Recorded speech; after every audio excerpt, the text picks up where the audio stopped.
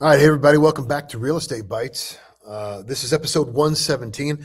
This is a pre-recorded episode, so there will not be any statistics at the end. Woohoo! I'm still going to record them, of course, because we need them to track those stats over time, but we will not be discussing any statistics at the end of this program. What I want to talk about today is rent control. So the recent election of New York City Mayor Zoran Mamdani, it renewed a conversation about rent control. This is something that already exists in New York City and something that newly elected Mayor Mamdani wants to expand that program, at the least expand that program, potentially tighten up some of the constraints on rent controls that already exist. And so is it a good idea? And in order to get an answer for that, I tried to do some research. Not necessarily, because while rent control already exists on the coasts in a big way, it doesn't really exist much at all in the Midwest. So I did some research in an attempt to find where does rent controls exist in the Midwest, and conversely, where is a similar community or city that doesn't have rent control, and how are those two, in a sense, performing side by side when it comes to housing. The only reason to put rent control in place is to affect affordability, right? It's to keep landlords from raising rents to a spot that's unaffordable for the people who live there, and then they become displaced and they've got to move out. And a large segment of the population believes that to be unfair, that folks are renting a place and the rents get raised to a point where they can't afford the new current rent and they've got to move out and find new housing. So city administrations will impose rent control policies in an attempt to keep that from happening. So where I found relatively new rent controls implemented was in the city of St. Paul, Minnesota. And I use the city of Chicago as the counterpoint when it comes to this debate: is rent control good or bad? So let's dig in. In 2021, St. Paul became one of the very first cities in the Midwest to implement a rent control program. And when they did, it was a strict rent control program. Essentially, they capped rental increases at 3% a year in perpetuity, meaning all rental properties that currently exist and or will be built in the city of St. Paul, Minnesota, once you establish rent, you can only increase that rent by 3% per year, okay, forever. So what happened? Well, according to this article here by shelterforce.org, written by one Roshan Abraham, a freelance reporter, there was an immediate impact in St. Paul. You had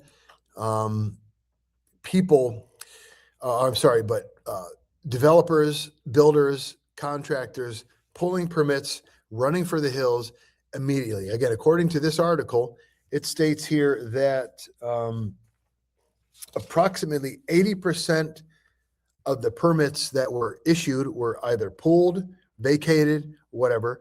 And in 2022, they saw 80% fewer housing units built compared to the annual average of the previous 3 years being built in the city of St. Paul.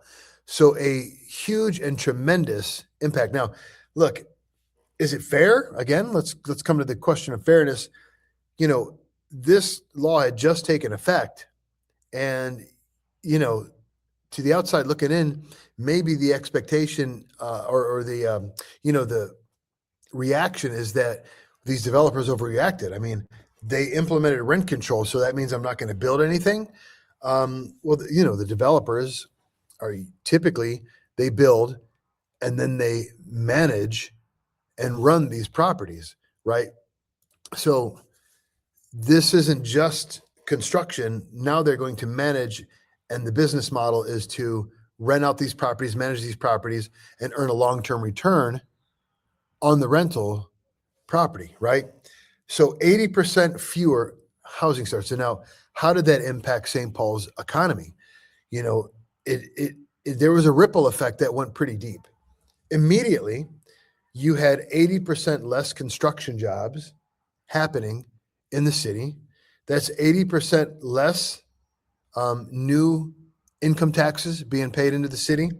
That is 80% less new wages, right, being paid out to people. That's less materials being bought locally for the local stores. That's less lunches being bought at local surrounding restaurants, et cetera. So a ripple effect, and even a ripple effect that affected government. So property values decreased.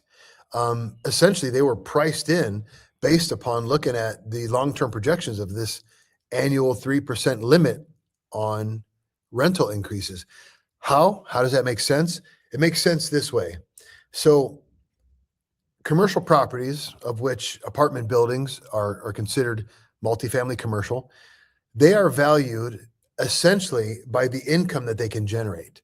So when the income is capped, that reduces the value of the property. All right. I don't want to get too deep in the weeds on there, but just know this: a commercial property is valued by the income that it generates, specifically the net operating income. How much money do you bring in operating the real estate holdings? Minus how much it costs you to operate, right? That is your net operating income. And then that determines ultimately the value of the property. So when your ability to bring in money is limited by government, and limited to a specific amount in perpetuity, without any exceptions, there was no inflation exception. There was no, okay, well, once it goes vacant, we can raise the rent exception, which is something that happens elsewhere. No exceptions whatsoever. No, grace period for newer construction. No exceptions. Just every rental unit in our city is capped at 3% annual rent increases in perpetuity. And so, I looked at another article right here. This was the FinRen blog, sponsored by Duke University. And this was written by a couple of professors from USC. Where are those names down here? You got Ken Ahern and Marco Giacoletti, right? These are professors of finance and business economics at USC. And they wrote this article talking about how one of the things they talked about in the article was how, because property values were affected this way, over the next 5 years to a decade, they could expect approximately $1.6 billion in annual losses based on depressed property values. That property values would essentially decrease by about 6%, and that would be a $1.6 billion shortfall annually in property taxes in the city of St. Paul. So when you're talking about those property taxes are what fund the school district, some of that money goes out to the city for their services. A whole lot of things are being impacted. What does that mean? If the schools are getting that much less money, if the city has less to work on, that means services get cut. That means people lose their jobs, right? So that it just goes to show, when government does this and they create a false demand, there's always this trade-off, right? There's always this trade-off. Okay, we're going to try to attack affordability in housing by limiting rent, by limiting the amount of money that landlords can bring in. And that provides relief to the current tenants and renters. And in the case of what St. Paul was trying to establish, it provided relief for all future renters as well. The problem is the trade-off that they clearly did not anticipate or analyze or do their homework was a lot of jobs are not created. A lot of jobs will be lost. There will be less economic activity within the city. So huge negative economic impact, and it happened immediately in St. Paul. Now, On the other side, in the same time frame, when St. Paul lost 80% of its new housing starts, Chicago, a city that doesn't have rent control, it was outlawed by the state of Illinois from the 80s, that saw 85% increase in its permits, in its housing starts, right? So all that economic activity, the tax revenue production that happens with the construction, all that was lost in St. Paul was realized in the city of Chicago, right? They made that money. The new jobs were there. The spending happened in the city. The jobs were saved at a community level and the school district level. The school districts didn't lose billions of dollars because of these laws. And obviously the trade-off there is, tenants, some of them got displaced. Rents went up on average nearly 10%. I believe it was 9.7% in the city of Chicago in a matter of just a few years post-COVID, when the whole housing boom took off. Rents increased like they did everywhere, and some people got priced out of their current living situation and they had to move. So that is unfortunate for those folks. Is it a matter of fairness? I mean, I don't know. What's fair? You tell me what's fair about life. Things cost more. Is it fair that everybody has to pay more in insurance because storms went ripping through the South? I feel terrible for the folks who lost their homes in the hurricanes in Florida, in the flooding in North Carolina, in the fires in California. It's not fair that they lost everything in Florida more than once. But is it fair for everybody throughout the country to pay more, up to 40% more in insurance costs because that happened somewhere thousands of miles away from them? You tell me what's fair. I don't know. In my opinion, letting a free market do its thing is the only thing that's fair. Allowing price discovery to happen in the free market without interference from government, without manipulation from government and creating a false demand, that's what's fair. In my opinion, the biggest problem that we have with housing affordability is because the government manipulated the markets. That happened post-COVID when interest rates fell through the floor and houses all of a sudden became very, very affordable and or money became very, very cheap. And so what happened? Lots of people refinanced their home, right? They locked in a super low rate. They reduced their payments significantly, or they sped up that payoff window, that time frame, right? That took a lot of inventory off the market. Also, there was a mad dash by your regular retail buyer as well as investors, big and small, to buy up whatever housing was out there because for the first time in history, it was as cheap as it was, right? That was a manipulation by government to create a false demand in the housing market. And in my opinion, that is what has created the affordability crisis today. So what happened in Minnesota? Within a year, they started to roll back these policies, okay? They introduced a 20-year grace period for new construction. Anything built after 2002, from 20 years on, the rent cap was, they were exempt from the rent cap. So if they built in 2006, right, then in 2022, when this new law was amended, when the exemption period was introduced, they had 4 years where they were exempt from rent increases. If a person goes into St. Paul next year and they build a brand new apartment building, for 20 years, they're exempt from the rent cap. Another thing that they did was they gave a vacancy moratorium. So if if one of your apartments went vacant, you could raise up to market rate right then and there. They started to implement these things that were done in New York City, in San Francisco, which leads you to wonder, why didn't they look at those things before they went with this hard 3% rate cap and everybody crapped their pants? It's either one of two things, and I think it's probably a bit of both.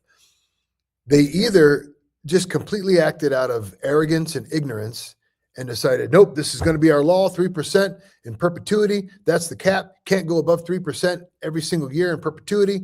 No ifs, ands, or buts. Here you go. And then they got smacked in the mouth. Or maybe it was kind of a Trump art of the deal sort of move where we're going to go in with something real hard. We're going to have to walk back on it.